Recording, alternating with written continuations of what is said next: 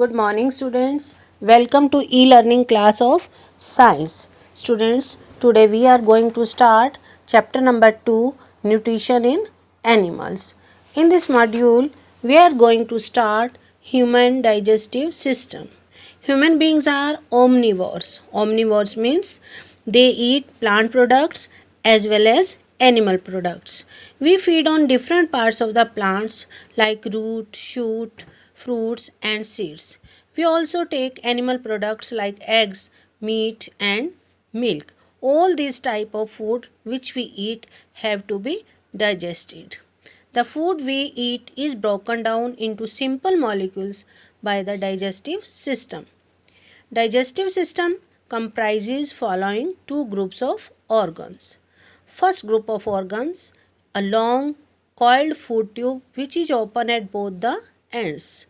It is called alimentary canal. It begins with mouth and ends with anus. Alimentary canal जो कि mouth से शुरू होती है और एनस पर ख़त्म होती है. It is divided into following compartments. First one, buccal cavity means our oral cavity. Food pipe or esophagus, stomach, small intestine, large intestine, rectum and anus. Second group of organs are the digestive glands. The digestive glands make and store the digestive juices or enzymes.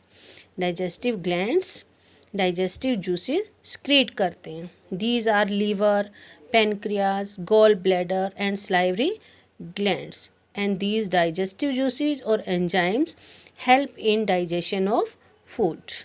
In humans, the alimentary canal is about 9 meter long tube starting from the mouth and ends with anus. It is near about 9 meter long. The small intestine is about 6 meter and large intestine about 1.5 meter long. Small intestine 6 meter लंबी होती है और large intestine 1.5 meter. Now ingestion of food in man. Food is taken into the alimentary canal through mouth. हम अपने digestive system तक जो खाना पहुंचाते हैं वो हम माउथ से खाते हैं. Digestion of food. Digestion of food starts from buccal cavity यानी हमारे मुंह में ही फूड का डाइजेशन स्टार्ट हो जाता है. In buccal cavity the food is chewed and masticated by teeth into a fine paste. जैसे ही हम मुंह में खाना लेकर जाते हैं टीथ उसको फाइन पेस्ट में कन्वर्ट कर देते हैं. 3 pairs of salivary glands release saliva in the buccal cavity. मुंह में salivary glands saliva release करते हैं. Saliva moistens the food and makes the chewed food slippery. मुंह में saliva जो है फूड को मॉइस्टन करता है और उसे स्लिपरी बनाता है जिसकी हेल्प से ईजिली ये स्टमक तक पहुंचता है. This helps in swallowing the food easily. Saliva contains an enzyme called salivary amylase. Amylase digests starch into maltose. Saliva में amylase enzyme होता है जो starch को maltose में convert करता है.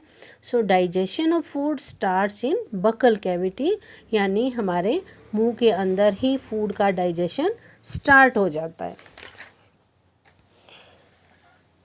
Esophagus or food pipe. The esophagus is about 25 centimeter long tube.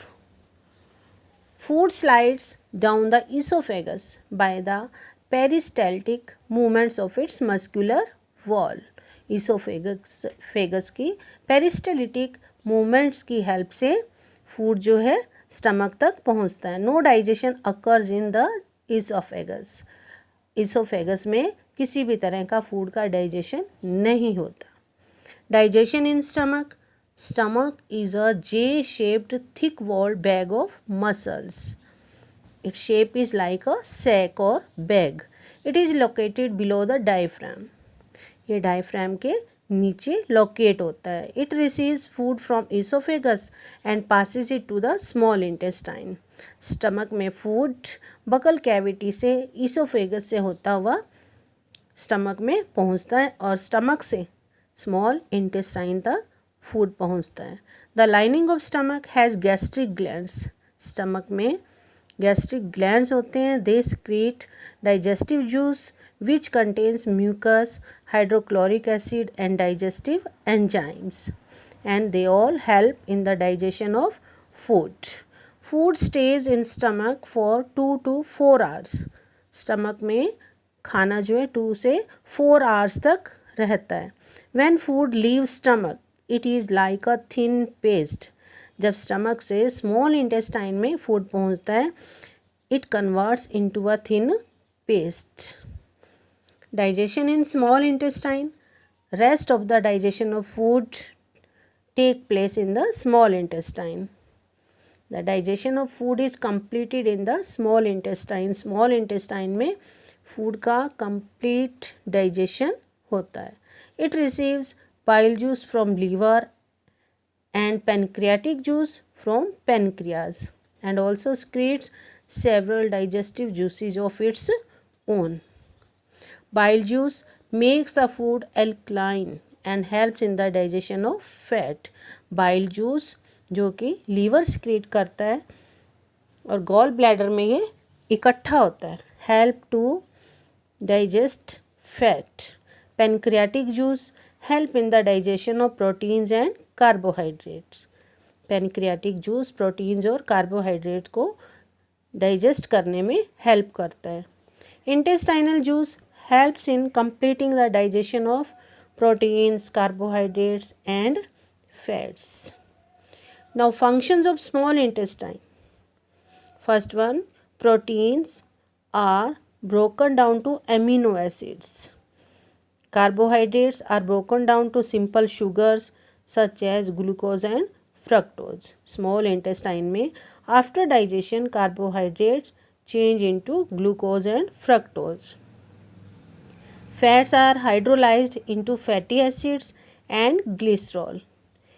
Intestinal wall absorb digested food in the and after the complete digestion of food, intestinal wall absorb the digested food.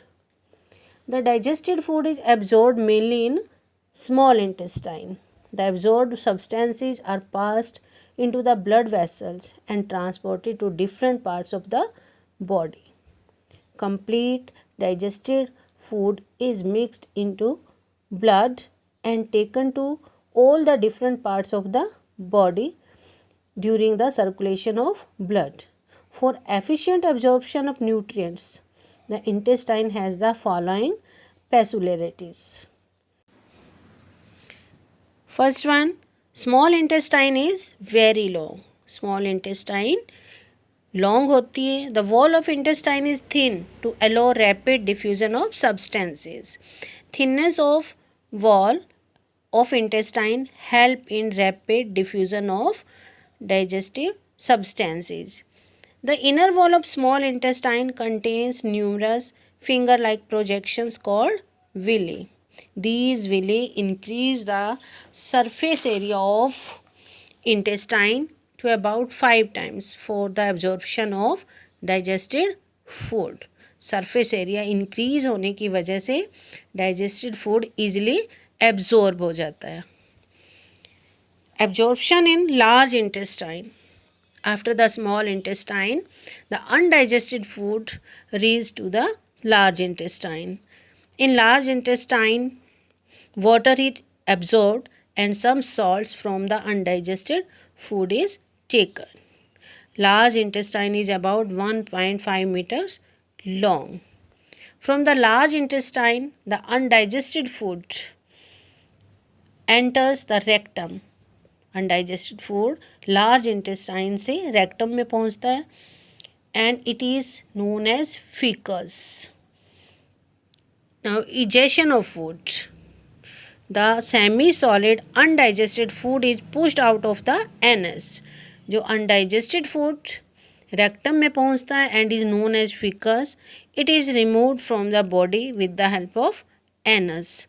This is called egestion of or defecation. और body से undigested food को बाहर निकाल दिया जाता है. तो students, now human digestive system is completed. In next turn, we will read about digestion of food in ruminants and nutrition in amoeba. Thank you, students. Have a nice day.